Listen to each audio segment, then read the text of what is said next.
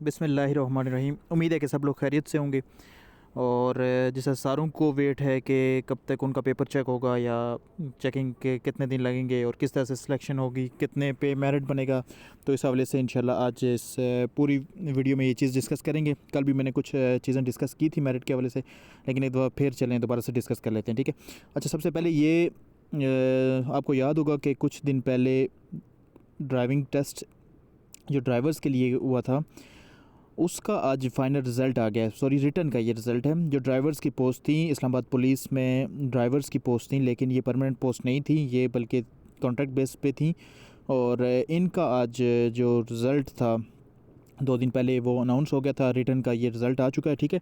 ये कैंडिडेट हैं जो कि सिलेक्टेड हैं स्किल टेस्ट के लिए या ड्राइविंग टेस्ट के लिए, ठीक है। ये उनका रिटर्न का जो रिज़ल्ट है वो आ गया है। अब इसके बाद इनका होगा स्किल टेस्ट, ठीक है, या ड्राइविंग टेस्ट उसको हम कह दें। अब ये कैंडिडेट अपना नाम देख लें। एक दफ़ा मैं इसको रिपीट कर देता हूँ और ताकि जिन जिन कैंडिडेट ने ड्राइविंग का टेस्ट दिया था तो वो देख लें इसके नाम, ठीक हो गया। ये 9 पेजेस हैं टोटल।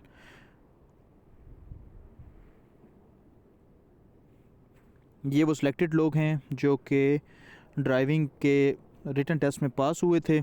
और इसके जो टॉपर थे, ये टोटल था 50 नंबर का पेपर, और इसके जो टॉपर थे वो 48 नंबर उन्होंने लिए थे, और बाकी एवरेज जो थे तो 40 प्लस थे। कुछ लोग जो थे तो 35 तक उनको इंटरव्यू के लिए या इस ड्राइविंग टेस्ट के लिए कॉल की गई है। ये एक दफ़ा उनके नाम आप देख लें ताकि फिर हम जो कांस्टेबल का रिटर्न है उसकी चेकिंग के हवाले से फिर बात करें, ठीक है। ये हैं उनके टेस्ट और ये नाम थे जो कि लोग तकरीबन 200 बंदे को आई थिंक बुलाया गया था। 242 लोगों को यहाँ तक है। और नेक्स्ट अगर हम देखें तो 272 लोग थे जिन्होंने क्वालिफाई किया था ड्राइविंग टेस्ट के लिए। अभी इनका आज ड्राइविंग टेस्ट हो रहा है और उसके बाद जो लोग ड्राइविंग टेस्ट में पास हो जाएंगे फिर उनको दोबारा से इंटरव्यू के लिए बुलाया जाएगा, और इंटरव्यू के बाद ही फिर उनकी फ़ाइनल सिलेक्शन जो होगी तो हो जाएगी। लेकिन ये कंट्रेरी थी या टेम्प्रेरी बेसिस पे जॉब्स थी, परमानेंट नहीं थी। इसके बाद अगर हम बात करें, अगर रिटन टेस्ट जो था कांस्टेबल्स का, तो कांस्टेबल का रिटन टेस्ट का ये हुआ है कि चेकिंग बिल्कुल उसकी जो थी तो बहुत जल्दी ही ऑर्गेनाइज़ हो गई थी, कमेटी बन गई थी और उसकी चेकिंग जो थी तो नेक्स्ट डे ही शुरू हो गई थी, ठीक है। तो अभी उसका 2-3 बातें हैं। एक तो ये कि जो एमसीक्यूज़ था, एक ये वाला पोर्शन और दूसरा जो था आपका एसए वाला पोर्शन। अब ये चीज़ भी चल रही है कि एमसीक्यूज़ वाला पोर्शन साथ में एसए दोनों का पास होना ज़रूरी है, क्योंकि कुछ कैंडिडेट्स ने एमसीक्यूज़ में बहुत ज़्यादा, क्योंकि आपको पता है कि उस तरह से नंबर आ जाते हैं, लेकिन उनके पास जो सब्जेक्टिव था उसका इतना डाटा नहीं था। तो अब दोनों के लिए ये चीज़ भी चल रही है कि दोनों का पास होना ज़रूरी है। दोनों में से मतलब सब्जेक्टिव आपका अलग से पास होगा और ऑब्जेक्टिव अलग से पास होगा, और फिर उन दोनों के नंबर कंबाइन करके फिर फाइनल मेरिट बनेगा।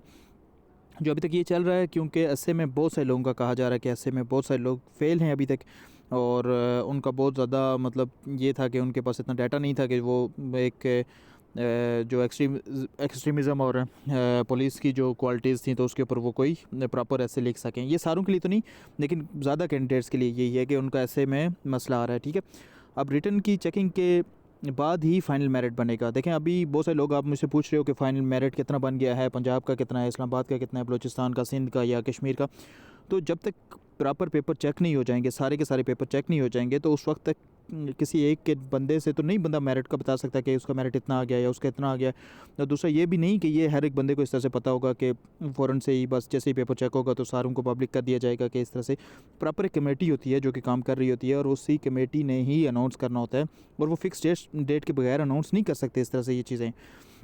लेकिन ये चीज़ बिल्कुल अथेंटिक है कि चेकिंग जो है तो बहुत स्पीडी जा रही है, और हो सकता है कि विद इन अ वीक आपका ये रिज़ल्ट आ जाए, क्योंकि जिस हिसाब से चेकिंग हो रही है तो तकरीबन आधे से ज़्यादा पेपर, कल तक ये रिपोर्ट थी कि आधे से ज़्यादा पेपर जो थे तो वो चेक हो गए थे, ठीक है। और आज का दिन भी अगर आप शामिल कर लें तो 80-90% पेपर चेक हो चुके होंगे, और 1 या 2 दिनों में इंशाल्लाह ये कंप्लीट हो जाएगा। फिर उसके बाद देखा जाएगा कि वो किस डेट को अनाउंस करते हैं रिज़ल्ट, क्योंकि इसके बाद फ़ौरन से इंटरव्यू उन्हें, ठीक है। यानी अगर फर्स्ट वीक में अगर ये रिज़ल्ट अनाउंस हो जाता है तो नेक्स्ट वीक में आपका इंटरव्यू कंफर्म हो जाएगा।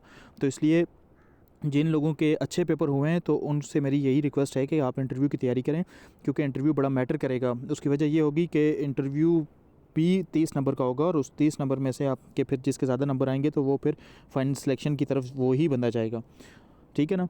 तो आप अगर आपको उम्मीद है कि आपके अच्छे पेपर हुए हैं, आपने अच्छा पेपर अटैम्प्ट किया था, सब्जेक्टिव ऑब्जेक्टिव दोनों अच्छा अटैम्प्ट किया था, तो लाजमी फिर उसको आप क्या करेंगे, इंटरव्यू की तैयारी करें ताकि आपके लिए आगे ज़्यादा बेहतरी हो, क्योंकि आपके पास ज़्यादा टाइम नहीं है, ज़्यादा से ज़्यादा 8-10 दिन ही होंगे आपके पास और फिर आपको इंटरव्यू के लिए कॉल आ जाएगी।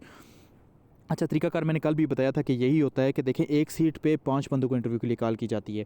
अब इसमें पास फेल का कोई चक्कर नहीं होता, यानी कि आप इतने नंबर ले लोगे तो आप पास होगे और आप इतने नंबर नहीं लोगे तो आप फेल हो जाओगे, ये चीज़ नहीं होती इन टेस्टों में।